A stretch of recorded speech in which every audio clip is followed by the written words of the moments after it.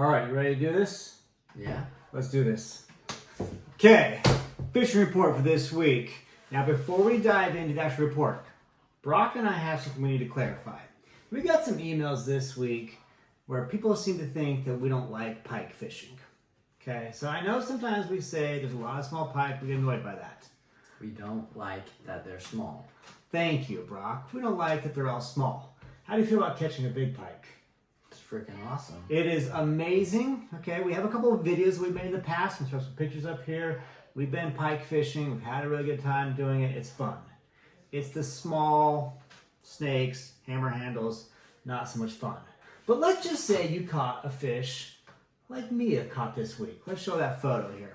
39 inches. 39 inches here on Pelican Lake. That is a monster, and I would be thrilled to catch that fish. You agree? Yep. Oh yeah. Okay. So for those of you watching who are anti-pike people, we got some emails about that. We're not anti-pike. We just don't like wasting time catching small pike to get in the way. But big pike. Oh yeah, I would. So how's the pike fishing been? Well, lots of small pikes still. Sorry, it is still Pelican Lake. So outside of Mia's one big monster, mostly small, we had some pike come in, the 24, 25, 26 inch length. So they're still out there roaming. Okay. On to the next species. All right.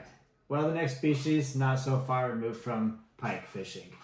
This week, I want to talk about, for the very first time ever on a Pelican Lake fishing report, muskie fishing in Pelican Lake. Wait. We don't have muskie in Pelican Lake. Okay, so everyone knows this, dude. This is actually really funny because I haven't told Brock about this part yet. I want to show this photo. We're going to put it up on the screen here while I show it to Brock. This was sent in this week, right here, time-stamped. That's a muskie. Yeah, muskie caught here on Pelican Lake. Now, it's not very big, but that sure appears to be a muskie to me. Brock's in shock over here, okay? Now, I've been fishing pelican for 10 years, a little more now, I guess, that 10-year range. Never caught a muskie, never seen a muskie, never seen evidence of a muskie. And this week, someone turns in a picture of a fish caught here. Looks like a muskie. What do you think, Brock? Generated. AI? I don't know. I met the guy. He seemed pretty honest. I think he legitimately caught this fish here. So there's just not a lot of them. That is the big question now. Okay. So, I mean, we have heard there's people that always say there used to be muskie here. I've heard people say there was muskie at one time. I mean, you hear these stories. It's not listed on the DNR website. But there was one caught this week. So, I'll tell you what, if you've ever caught a muskie on this lake or you've seen someone catch one, put in the comments below. I'm really curious to know if anyone else has ever seen a muskie get caught here. Now, it's small, so did someone bring it from another lake? I don't know. Are there just a few of them? I don't know. Is there not enough for them to breed? I don't know. But, surprise, there was a muskie caught this week. So, along with the muskie kind of surprising us this week, we had another species that did very well and surprised us. Perch. Big ones. Okay, we're talking legit jumbo perch. We had quite a few people sending pictures of big perch this week. Okay, we're talking 12, 13-inch perch. So let's take a look at a few of these. Okay, Riley had a big one. 4-in Amy. 4-in Amy. Look at this. There's a set of these things, okay? Some really nice perch being caught out there. Usually Pelican Lake isn't even known for perch, but apparently there are some. There are some pretty good perch out there. So, way to go on the perch fishing. My goodness. That would surprise me. So, we don't usually talk about muskie or perch. We're doing both of them in today's episode. So, but let's get back to the normal stuff. What do you want to do next? Talking about normal bass fishing. Okay, back to bass fishing with Brock. It was pretty good this week. Let's talk about lures that seem to be working pretty well. First off, top water. It has started. We're seeing lots of more frogs and rats and stuff. Rats? Mouse. They swim. They get eaten too. Okay, never mind. We're reading that. No, we're going to roll with this. It's okay. No. Brock, living here in northern Minnesota, I see mice year-round, doing things, but I guess you can top water with a mouse lure. It does happen. You ever seen a moss boss? Okay, I've used a Moss Boss. It can be It's like a mouse. black. Okay, all right. The point being is that topwater is working. It just started. We got a lot of people talking about frogging now. I would say the scum frog right now is probably one of the better ones. Spook. I know that we've had some people say they caught using the spook this week, and some whopper plopper has been working already. So water is still not super warm. I think we saw it was 65-ish this week. It was like 68. Yeah, in Saunders. we got pretty warm there for a day. So shallow bays like Saunders are probably a little warmer, but most of the lake's about 65 on the surface. So they're starting to top water. I expect that's going to get more and more. It kind of the front moved through today. It rained a bunch today.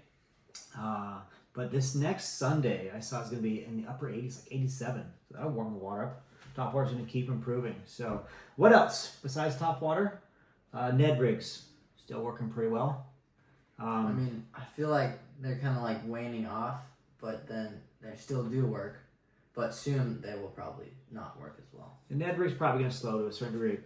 Shaky head jigs. I caught a pretty nice largemouth today on a shaky head. And then you lost it.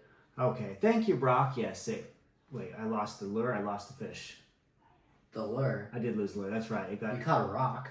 I caught a rock after catching. Yes, that did happen. And I was on braid and it snapped the line. So it does happen. But Brock and I got out to do some bass fishing this week. So let's look at Brock's smallmouth. This is a pretty nice fish he got. Brock, how far out are you holding that fish in this photo? Obviously, like here. I don't think so. I think a little further out. Okay. Maybe a bit. It was a great fish. I also got a pretty nice smallmouth out there the same day. A lot of fun. We're using Ned rigs. Brock and I actually went fishing that day with a local guide. So his name is Jake Benici. Interestingly enough, I remember when Jake was in school when I was working at the school here as a full-time substitute teacher, and Jake was in classes. So now he's here on the lake working, and he's trying to establish himself as a guide, and we had a really good time with him. Dang, So, you are old. yeah, okay. I'm old enough to remember him being in school. Thank you, Brock, yes. So what did you think about fishing with Jake? I feel like he does help. Like, he knows the lake really well. Like, we were just driving by, and all of a sudden, he just, like, turned, because he knows there's, like, a rock near, like, the shoreline, because he says he's fished every shoreline on this lake and knows. The local kid grew up here, said he caught his first fish here on the lake when he was 2 years old, and he's been participating in bass tournaments all over the place. He is in the Champions Tour. That's a pretty big bass fishing circuit here in Minnesota, and they go outside Minnesota as well. He did win Rookie of the Year 2 years ago, so a pretty good bass fisherman, and now he's guiding here on the lake multi-species. So we got out with him. We asked him to go smallmouth fishing, so we did some largemouth, and we focused a bunch on smallmouth. That was fun with him. So if you're ever looking to do a Pelican, you've never fished here before, A guide really helps. a guide can really help. It'll jumpstart your vacation. We do have a couple of guides here on the lake. So if you're coming up here and you're staying at a resort, ask them for a recommendation on a guide. They're going to know. And please remember, all of these videos that Brock and I do, these fishing reports, are sponsored by the Pelican Lake Resort Association. Okay, so stay with the local resort. They can help you with a lot of things. So yeah, but continuing, it wasn't just us that caught fish this week for bass.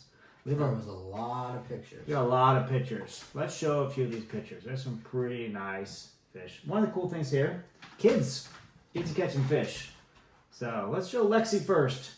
Okay, nice largemouth. Zeke caught that really big smallmouth the same time that we were out fishing a couple While days they were walleye fishing. Though. While they were walleye fishing, yes. You're going to catch bass everywhere. So let's go through some of these photos. I know we got a couple followers who sent in some pictures. Thank you so much. It always amazes me when people say, hey, I watch your guys' show on YouTube, and here's some pictures of our stay. So we've got Jeff's got a photo here. Okay, nice fish. Josh. Okay.